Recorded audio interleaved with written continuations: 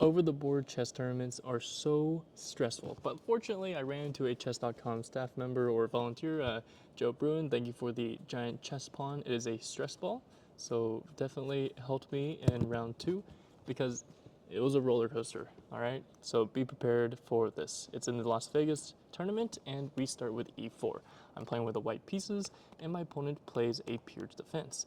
And I don't really have any prep. I just know like white, get a big center, and go from there. So literally that's what I do. I play f4, especially because my opponent plays knight b to d7. Like normally people play like g6, bishop to g7, they fianchetto, and you go from there. I have no idea what's going on. So they play e5, and I'm even more just like, what is happening? Knight f3 takes and takes, and knight c5. And I realize, wait a second, this pawn is pretty weak. I don't know what the actual book move is, but I come up with the awkward looking queen to e2. It solves the problem, but it looks kind of ugly because now this light squared bishop is stuck doing nothing, but we'll fix it a little bit later. After they develop their bishop, I develop my bishop, and they play c6. They're clearly trying to build up for d5. Am I worried? Nah, not really. So anyway, I play h3 because I don't want the knight to come to the square, or really worst, I don't want this bishop to come to the square, hitting the queen. So we see castles, and then I long castles. From here, things get interesting because, you know, anytime the kings are opposite side castling, you see pawn storms getting launched, okay? After knight e8, g4. I'm going to shove everything at your king. I guess this tournament I'm just going for a lot of pawn storms. If you haven't seen my Immortal Game, go check that one out. And I also had a video on pawn storms recently. But anyway, my opponent wants to trade knights, and I say, no sir, I'm going to go after your bishop with knight to f5. And here, I feel like black's lacking development and space, and I'm not really sure what they're doing, but I'm pretty happy at this point. I'm thinking, okay, I'm probably going to get this bishop. They played bishop f6, and I'm like, what? That doesn't work. Just e5. And when the bishop moves back, I'll go and take it. But my opponent takes on e5, and I think, okay, I do want that bishop. So I play g5, expecting bishop to e7, and then I'll just take. But for also, like, maybe there's some sort of discoveries here. And I think the combination of all that kind of spooked my opponent, because instead of saving the bishop, they played this crazy move, queen to c7. And here I was like, okay, I have to be winning. Like, there's just no way that I'm not winning.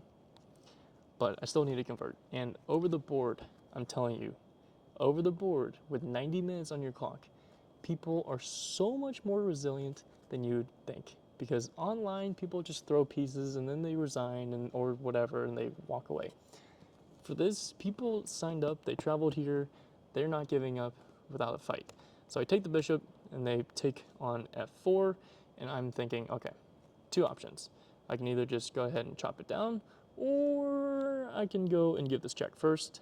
And after here, I was like, all right, let me chop now, take with check. I couldn't really see a way to hold onto this knight because, you know, g takes f6 is coming. I really wanted to hold onto the knight because it just looks like such a beautiful square. But I figured, okay, let's just damage the pawn structure. Or not damage the pawn structure, whatever. Let me just take a pawn with check and then just liquidate and say, all right, I'm up a piece for a pawn or two. That's all we need, all right? We're up a piece, we're up material. Go and attack the pawn, and here things get a little dicey. I'm thinking about what's the easiest way to win this game. Well, I start panicking because I can't really see like a super clear way, and I just move my queen, and meanwhile my opponent cuts off this nice diagonal. Like bishop to d3 was to maybe get something along these diagonals going for mate, but now the queen sees that square. Like, you know, everything. Black's doing a great job of like trying to create some semblance of safety and create counterplay. And I kind of fall asleep at the wheel with his knight to e2 move because I realized that, yeah, they like black's just double stacking and soon to be triple stacking on the e file, and I allow a lot of counterplay especially because I showed up late to this round because I was playing a blitz game against Boston Mike. That video will be filmed at some point, but I lost track of time and I needed to finish that video, and then I showed up to this round like 18 minutes late. That being said, I was down on the clock and my opponent was founding all of this nice counterplay, so I started to panic. And I needed to use restroom too, so of course my opponent played a move like as soon as I got up to leave, and when I got back, I blitzed out rook h to g1. And I think I had like 15 minutes on my clock left, so this is like a hairy situation. I think they had like 30. This is a mistake though, because it allows f3. For some reason, I just thought that this pawn was cemented, but there's nothing blockading it. It's not blockaded, so f3 is totally viable. And the triple stack is just, it's crashing through. Like, there's not a convenient way to move this knight. I thought that knight g3 was fine, but I'll flash the eval bar for a second, because the entire time I was winning. My opponent graciously gave me a bishop. I was happy. After knight to g3, this triple stack, it's just as simple as rook takes e1 and just everything just falls apart. But my opponent thought that they saw some fancy tactics, and I saw this fake tactic, and I was like, if he goes for this chess tactic that is not a chess tactic, that's the only way I'll save this game. And that's exactly what they tried to do. That fake chess tactic is knight takes g3, because they thought that after I take here, hoping to exchange everything down, for example, like this would be ideal for me if you just take it like this, and I go here, and I go here, like everything's just fine, because you can't push f2 because your rook is hanging, and yeah, it's like everything is going to work out just great. But for that reason, they thought that they could interrupt my, trade-off by playing knight to e2 check.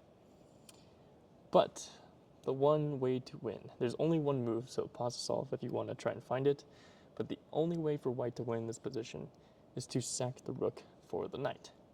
That's exactly what happens. If you take with the queen, it's pretty self-explanatory, but here they tried to take with the pawn, but I simply take here, they take back, and yeah, rook to e1 stops the pawn. They even oblige and trade off rooks, making my life even easier. I play h4 because I wanted to limit the king's squares between the bishop and the pawn. And now the king has to go a different route. Meanwhile, I'm bringing my king forward and we're looking good. And yeah, I just keep bringing my king forward because I want to make progress this way. And I come up with a nice idea.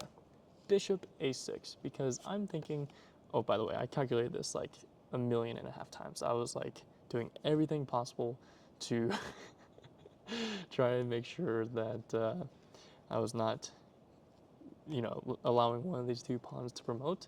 But I think in a lot of lines, when they promote, I promote on the c file, and I just am perfectly in time to skewer the king and the queen. That's not what we end up getting. We got f4, bishop here, they keep pushing, I take, after they push, I go and block the promotion square, and then you can see like at some point I'm going to bring the bishop to this side of the pawn, push the pawn, and go and promote. My opponent here tried to take my h-pawn, but it doesn't work because now I get close to their f-pawn, and yeah, I just put my bishop on the e2 square.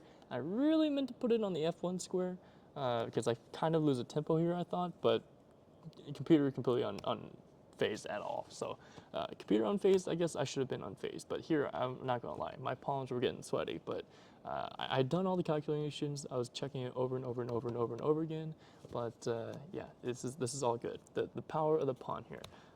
Basically, at some point, I play bishop f1, and my opponent realizes, c5 is coming, and they have to stay inside of the square if they want to stop the pawn from promoting. So that's why they start this whole journey with their king. They try and collect on the pawn, but in this time, I just take their f-pawn and I play bishop to g2. So after that, I'm all good. As soon as h3 is played, This is the move I literally basically almost pre-moved it because I knew that after h3, bishop h1, you don't want to deflect the bishop away from protecting the pawn. And after after b5, I started bringing my king, and yeah, after king e5, my opponent resigned. There's just no way that they're going to stop my pawn from promoting, because at some point they're going to be in Zugzwang, which means that they have no good moves that are legal. Every single move is a bad move. If they ever push f5, then I have two passed pawns. They're not going to be able to stop both of them. h2, and there's no more squares for this pawn to go. So, you know, computer says it's mate in 27 moves. My opponent probably calculated all 27. That's why they resigned. But roller coaster. I was winning, I was losing, made it, tricked my opponent into thinking a chess tactic worked, and then it didn't. Oh, got really lucky. But 2 for 2 in Vegas, and on to the next one. Hope you enjoy. Happy learning, everyone.